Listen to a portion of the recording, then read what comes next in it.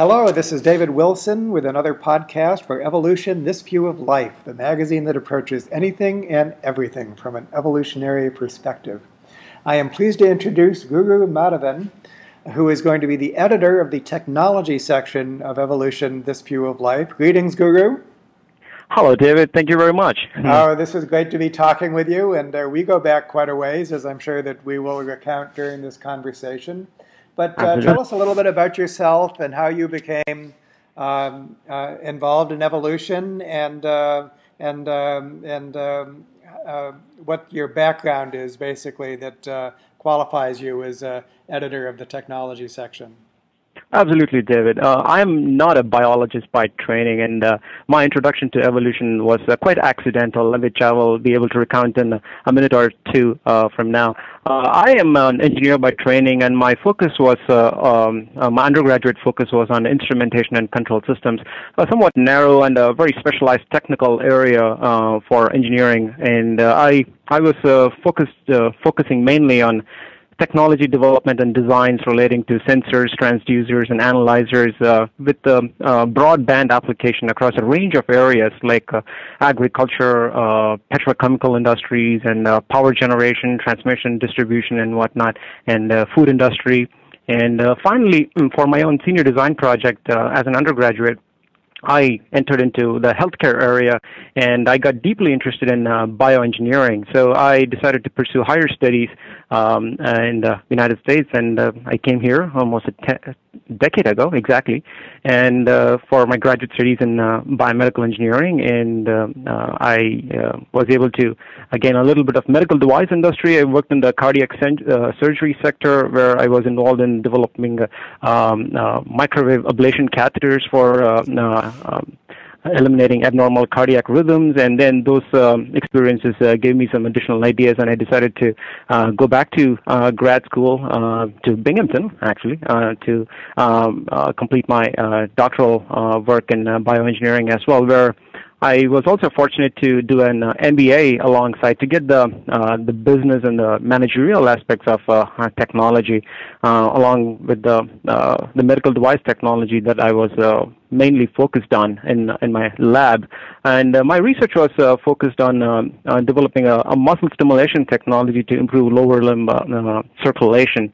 So far, I mean, you can see my life has been, my professional life has been heavily technology centric. And then the accident that I was mentioning earlier was when I met you, actually in the hallways of bioengineering department. That was your first mistake. Yeah, and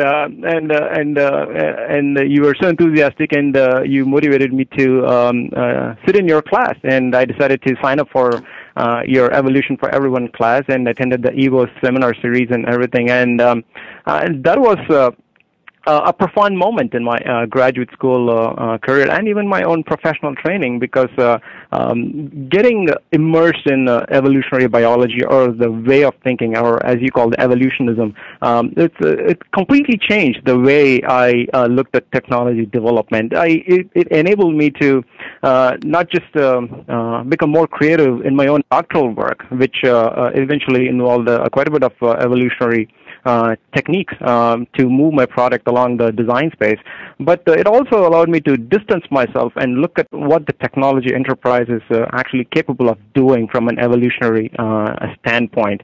I think more fundamentally, I think evolutionary biology provided me the clarity, and it increased my interest on broader issues that technology can play in the society, and most notably on such aspects like innovation, economics, education, and even culture, and how that broadly relates to a nation's competitiveness, which kind of connects to where I am right now. I'm in public policy, trained as an engineer with a background in evolutionary biology, and I'm at the national academies, where some of my work revolves around technology policy issues, notably in public health with global implications. So that is something that has been very helpful. So evolutionary biology, just like engineering in my life, has been a very important toolkit to understand and tackle various challenges. With that said, so how do I crisscross evolution and technology? So I think there are two basic questions that have gotten me interested in having this conversation with you and getting more involved in the technology section of the magazine as such.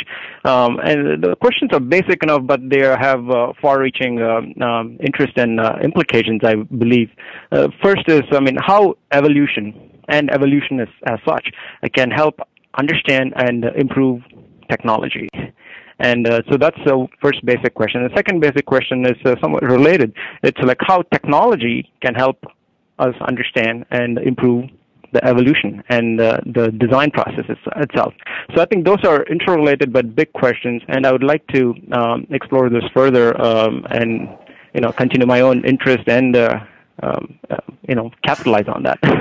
Well, that's great, and so you're in a perfect position to do so. Having heard about your early career, it really is amazing how evolution could have come into it and transformed it in a sense. Tell us a little bit about some of your book projects. Absolutely. So one of the books that I recently co-edited, thanks to you, you're a co-editor in the book. It's called Pathological Altruism. It's going to come out from Oxford University Press. The lead editor of that book is Barbara Oakley, another good friend of ours. It looks at the potential deleterious aspects of altruism and empathy, which have been traditionally considered as overwhelmingly positive attributes in the society. But I think what this book is able to do is provide a far-reaching synthesis of a variety of different perspectives: psychology, neuroscience, evolutionary biology, engineering techniques, mathematical modeling, to look at this very important and foundational human attribute and how that relates to broader conditions that affect the society here. And so that's a topic that has gotten good interest lately, and so we would like to see how what are the reactions for the book is later on. And then with regards to another project that I'm currently working on, it's on the topic of sustainability, another complex and a cross-cutting issue. Again, it perfectly fits within the evolutionary framework to look at how the whole concept or the idea of sustainable development evolved over the last few decades and what it means in a truly complex and a globalized networked society, and with the diminishing resources and financial constraints. So again, it's a complex topic. It's of general interest, and so it's a topic that I'm tackling as an engineer with a deep interest in evolution. And so those are some of the topics that I do in my or projects I do in my spare time. And that's going to interface nicely with Rafe Sagarin, our environment editor, who's thinking along similar sustainability lines. Well, do you have a couple of stories in mind that you're going to develop for Evolution, This View of Life, first off, to put you on the spot? Well, absolutely. One of the things, in fact, going back to, I know I didn't explain much about my experiences in your classroom while you were teaching evolution. I mean, I vividly remember one class when you were talking about some modeling aspects relating to insect colonies, and how they self-organize and how they produce emergent behavior in a group. And I was essentially thinking about Silicon Valley while you were talking about all these things, because that gave me a whole different perspective.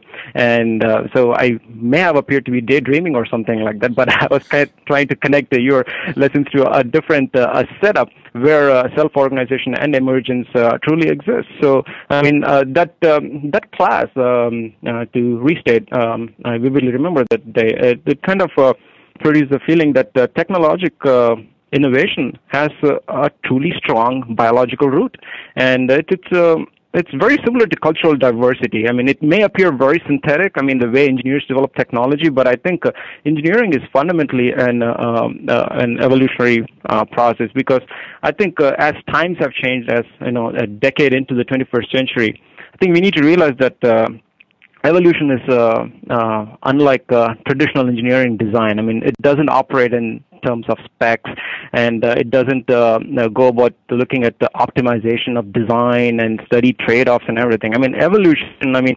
it's so beautiful. It relies on the permutations of various things. And when you put it in the context of technology, I mean, it's how do you go about combining existing technologies to create new products. That's Well, the goal that let exploit niches. Yeah. let me expand on that a little bit. That's very provocative, and it dovetails with some of what we're doing, um, trying to work with the real-world populations. And the concept of the invisible hand, that venerable metaphor, has two versions or two parts to it. One is self-organization, the idea that complex or large adaptive process can evolve without the agents knowing or caring about the welfare of the whole system. That's the concept of self-organization. Then there's the concept of self-interest, that in some psychological sense, individuals just have their own utilities in mind. And the self-organization part is very valid and something that needs to be worked on. And so that's what we're doing in many different ways. And technology, as you said, is extremely important in facilitating that process at a large scale. There's so many things that take place naturally at a small scale but need to be facilitated at a large scale for which technology is needed. So I like what you said about technology from an evolutionary perspective and then evolution with technical technology assists. So this has been a great starting conversation, and it's going to be a real delight working with you on Evolution, This View of Life. Do you have a parting thought before we sign off? Actually, yeah. I mean, the more I think about it, I mean, evolution and I mean, engineering have so many things in common, or so many things in parallel. I mean, I think they're just integral. I think this opportunity gives, I mean, this is an opportunity for me to discuss a variety of different biological processes and how they could influence engineering design, or we could also look at how evolution can be used as a metaphor for engineering design, and look at how technology design itself has evolved over time and how it's a strongly evolutionary process, and look at the classical examples. And I also want to make use of this opportunity to not just focus on the technology and the engineering community here, or the broader scientific community here, but also cut across disciplines and go into arts, architecture, music, and people like you and activists who are involved in city planning and whatnot. And because I think technology has deeply penetrated every corners of society, and I think we need to hear from these voices that we normally don't hear from, and then put them all together from an evolutionary framework and create a holistic, wholesome discussion that will enrich the forum, just like how evolutionary biology has enriched my own life. So that's about it. Well, you're obviously brimming with ideas, and I'm so happy to give you a forum, a bully pulpit in the form of your personal blog on Evolution, This View of Life, not to speak of all of the features that I know that you'll be creating by networking with our colleagues interested in technology around the world. So until next time, this is David Sloan Wilson for Evolution, This View of Life. Thanks a lot, Guru. Thank you very much. Bye-bye.